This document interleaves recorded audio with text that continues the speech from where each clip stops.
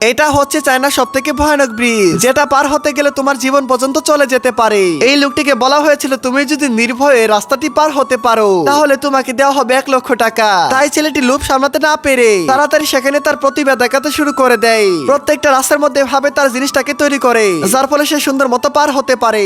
লোকটির বোকামির জন্য তো পুরো জিনিসটা একদমই নষ্ট হয়ে যেত। যখনই গাড়ি থেকে এই লোকটি বের হয়ে আসে তখন এই মেয়েটি ভুল করে ড্রাইভারকে ভালো মতো সম্মান করে। পরে সে বুঝতে পারে এটা ড্রাইভার ছিল, মালিক তো এটা। তারপরে আবার এখানকার কাণ্ড দেখুন, তারা মালিককে সম্মান না করে ড্রাইভারকে সম্মান করতেছে। আসলে পৃথিবীতে বাঁচতে চাইলে টাকার চেয়ে ভালো মতো কাপড় চোপড় পরে আসা উচিত, যেটা তুমি এই ভিডিও দেখে বুঝতে পারতেছো।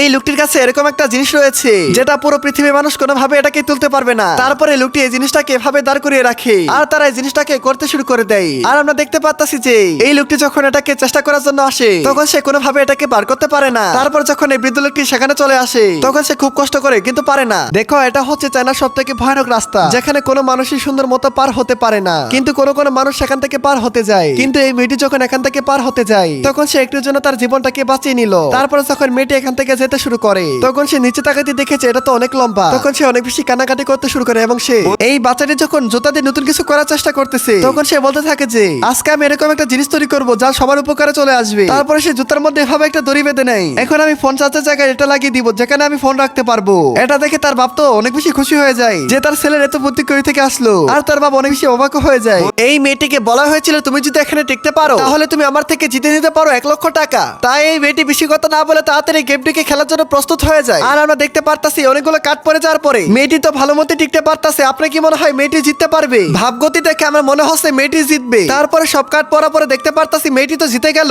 লোকটিকে বলা হয়েছিল তুমি যদি এই নৌকা দিয়ে পানিটাকে পার হতে পারো তাহলে তোমাকে আমি 1 লক্ষ টাকা উপহার হিসেবে দিয়ে দিব। তাই ছেলেটি বেশি কথা না বলে তাড়াতাড়ি সেখান থেকে পার হওয়ার চেষ্টা করতে থাকে, কিন্তু ছেলেটি পার হতে অনেক বেশি কষ্ট হচ্ছিল। তাও ছেলেটি কোনোভাবে হার না মেরে সেখান থেকে ওঠার চেষ্টা করতে থাকে।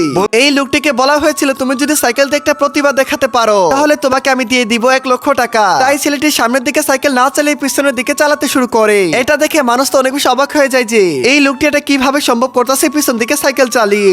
এই লোকটি যখন খেলার মাঠে খেলা দেখতে যাচ্ছিল তখন সে সেখানে এরকম একটা বল পেয়ে যায় আর সে বলতে থাকে আজকে আমি এই বল দিয়ে একটা জুতা তৈরি করব, যা দেখে সবাই তো অনেক বেশি অবাক হয়ে যাবে। তাই এই লোকটি বেশি দেরি না করে তাড়াতাড়ি বলটিকে একদমই আলাদা করে ফেলে। যখনই তার বলটি আলাদা হয়ে যায় তখন আমরা দেখতে পারতাছি ভিতরে যতগুলো মাটি রয়েছে সবগুলো একদমই বার করে দেয়।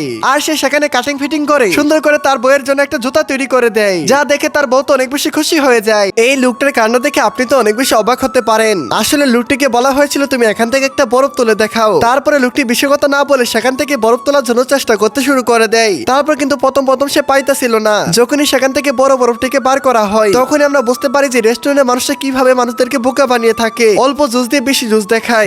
এই লোকটি যখন এখানে আইসক্রিম খেতে চলে আসে তখন তার মালিক তো ভাবে নাই যে লোকটি আজকে তাকে ধ্বংস করে দিবে। মালিক তাকে বলেছিল তুমি এভাবে আনলিমিটেড আইসক্রিম খেতে পারো। তাই লোকটি খেতে খেতে একসময় 2 কেজি পর্যন্ত আইসক্রিম খেয়ে নেয়। লোকটি কাণ্ড দেখে পুরো চায়না মানুষ তো অনেক বেশি অবাক হয়ে যায়। মোটরসাইকেল চালাতে চালাতে একসময় সে এরকম ভাবে উল্টা হয়ে যায় আর সে বলতে থাকে এটা দিয়ে আমি কোনোদিনই ব্যথা পাবো না, আর আমি চাইলে উল্টা ভাবে এটাকে চালাতে পারবো। তারপর সে আস্তে আস্তে আরো বেশি ট্রেনিং করতে শুরু করে, কারণ ছেলেটি কিছুদিন পরে সার্কাস দেখাবে। এই বাচ্চাটি তার কুকুরকে নতুন ডিজাইন দেওয়ার জন্য এইভাবে কাটাকাটি করতেছে। তারপর সে কাটতে কাটতে এক পাশে একদমই ছাল তুলে ফেলে আর সে ভয় না পেয়ে নতুন করে তার কুকুরকে ডিজাইন করে দেয়, যা দেখে তার মা তো অনেক বেশি রাগান্বিত হয়ে যায় এটা কি করে দিল এবং তার মাকে একটা গিফট করে। এই ছেলেটি কাজ দেখে তুমি তো অনেক বেশি অবাক হতে পারো, কারণ ছেলেটিকে বলা হয়েছিল তুমি যতগুলো ক্যান্ডিডেট গুলো ধরতে পারবে তুমি ততগুলো টাকা নিয়ে যেতে পারবে। তারপরে ছেলেটি সেখানে বেশি কথা না বলে তাতেই তার খেলাটিকে শুরু করে দেয় আর সে বলতে থাকে আজকে আমি সব খেলাগুলোকে ধরে ছাড়বো। ছেলেটি তার কথা মতো সুন্দর মতো কাজ ঠিকই করতে